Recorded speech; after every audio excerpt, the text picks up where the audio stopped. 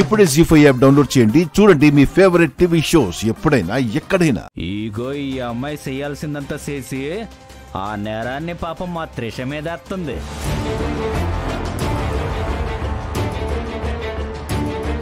ఇట్లాంటిదాన్ని ఆఫీసులో ఒక్క క్షణం కూడా ఉంచకూడదు. వెంటనే దీన్ని ఉద్యోగం నుంచి తీసేసి బయటికి గెంటేయాలా? సార్ సార్ ప్లీజ్ సార్, నేను ఏ తప్పు చేయలేదు సార్, నా మాట వినండి సార్ ప్లీజ్. అన్నయ్య, తనతో మాట్లాడనవసరం. సెటిల్ చేసి వెంటనే పంపించేసే. నడో సార్, నడవమ్మా. నాకేం తెలియదు. తెలుసులే తెలుసులే. Please sir.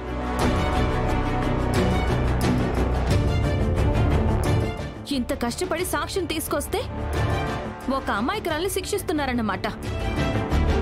అయినా మీరు నిజాలు తెలుసుకుంటారు అనుకోవడం నా అమాయకత్వం. ఆపు. నువ్వు నిర్దోషివని తేలింది కదా, అందుకు సంతోషించు. జరిగిన దొంగతనానికి నీకు ఎటువంటి సంబంధం లేదని, నువ్వు నిర్దోషివని తేలింది.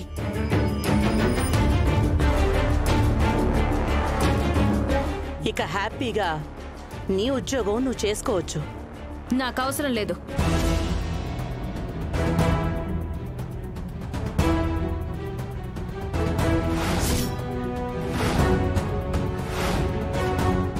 ఏం మాట్లాడుతున్నావు?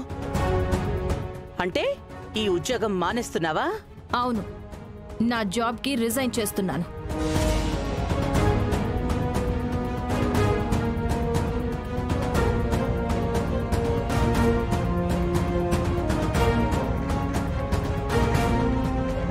ఏం మాట్లాడుతున్నావు మైథిలి?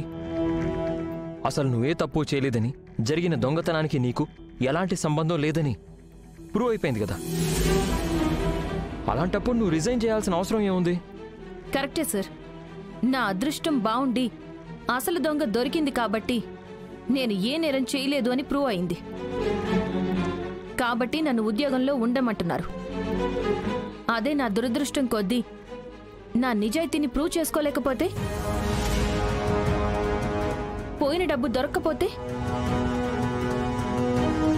నన్ను నేరస్తురాలుగా జమ కట్టి అందరి ముందు దోషిగా నిలబెట్టి పోలీస్ కేసు పెట్టి అరెస్ట్ చేయించి ఉండేవాళ్ళు. అవునా కాదా? అంటే అది అడిగిన దానికి సమాధానం చెప్పండి సార్. నన్ను అరెస్ట్ చేయించి ఉండేవాళ్ళ కాదా? ఖచ్చితంగా అరెస్ట్ చేయించేవాళ్ళం. దాంట్లో అనుమానం ఏముంది?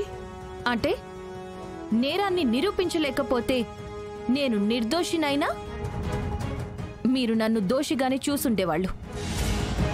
చెయ్యని తప్పుకి నేరస్తురాల్ని చేసి జైలుకి పంపించుండేవాళ్ళు. am I right? తప్పు చేసిన వాళ్ళకి శిక్ష తప్పదు కదా. కానీ నేనిక్కడ ఏ తప్పు చేయలేదు కదా.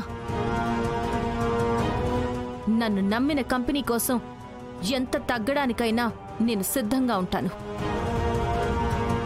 కానీ నన్ను నమ్మని కంపెనీ కోసం నా విలువని తగ్గించుకోవడానికి నేను సిద్ధంగా లేను. జీ5 యాప్ డౌన్లోడ్ చేసి అన్ని ఎపిసోడ్స్ పూర్తి ఉచితంగా చూడండి.